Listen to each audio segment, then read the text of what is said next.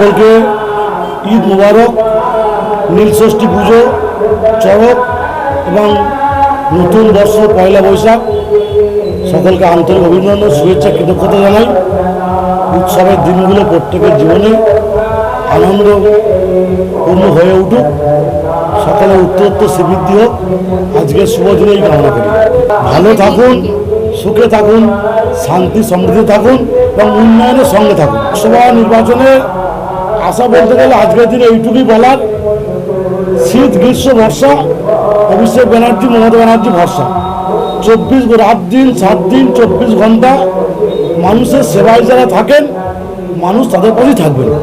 অভিষেক বন্দ্যোপাধ্যায় মমতা বন্দ্যোপাধ্যায় মানুষের সেবায় সর্বক্ষণ নিয়োজিত।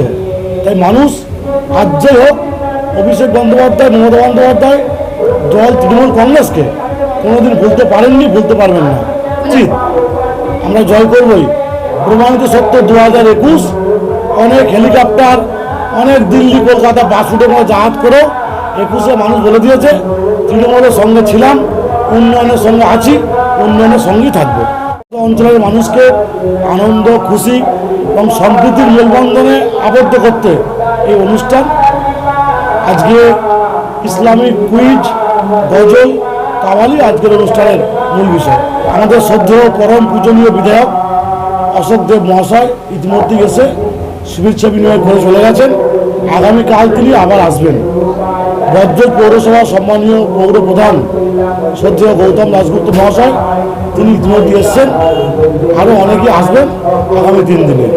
আগামীকাল আছে বাংলা ব্যান্ডের গান, নৃত্য।